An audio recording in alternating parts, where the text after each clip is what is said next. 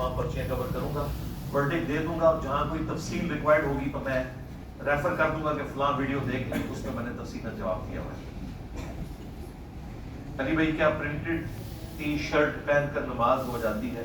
Printed में अगर कोई बहुत बड़ी जानवर की तस्वीर नहीं बनी हुई, तो छोटी सी कोई तस्वीर है या कुछ लिखा हुआ है, कुछ इनके अल्फाज ना हो, तो नमाज हो जाएगी। टी शर्ट में नमाज हो जाती है।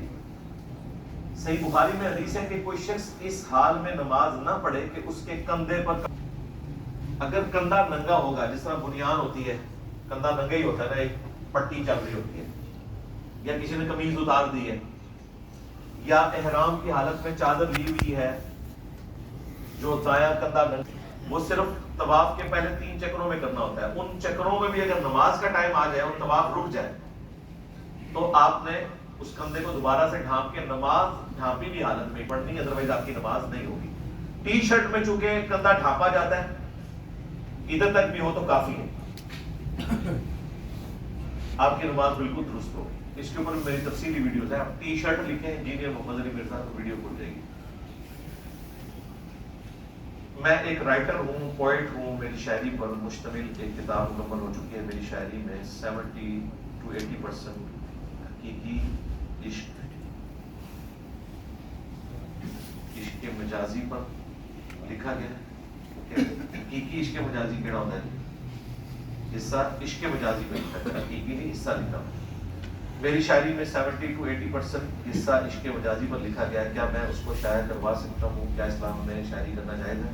अगर उसमें कोई गुलूब नहीं हुआ हुआ, कोई बिल्कुल झूठ नहीं लिखा हुआ तारीफ के तौर पे, तो इश्क मजाजी से भी हमें कोई इख्तिलाफ नहीं है।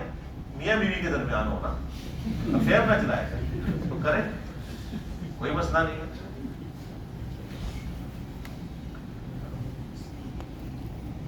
जब कुरान के एक लफ्ज के मुख्तलिफ मतलब हो सकते हैं, तो ये महफूज किताब कैसे है? बिल्कुल, ये आप मौलवियों से पूछा करें कि उन्होंने ये आपको झूठ क्यों बताया है कि एक लफ्ज के मुख्तलिफ मतलब हो सकते हैं।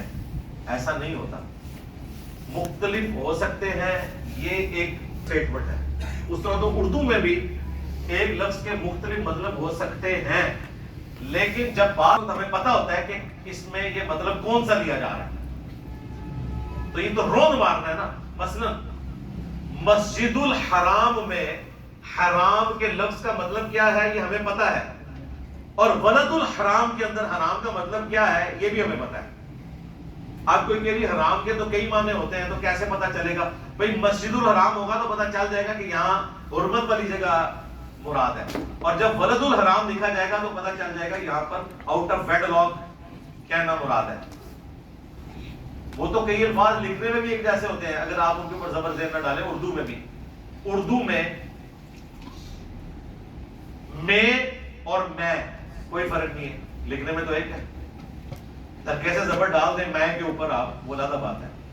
अदरवाइज जब उर्दू कोई पढ़ रहा हो और जबर ज़ेर ना डला हो, तो आम बंदे को पता चल जाएगा कि मैं यहां पर मैं पढ़ूं या मैं पढ़ूं। क्या और किया एक जैसे लिखे जाते हैं उर्दू में। अब कितना बड़ा जुल्म है कि कोई उर्दू जानने वाला ये कहे कि उर्दू में एक लफ्ज के कई माने होते हैं। ये देखें, लफ्ज किया है, इसका एक मानी क्या भी होता है और एक होता है किया। अब क्या जो है वो वट है इंग्लिश में, और किया जो है वो डू है।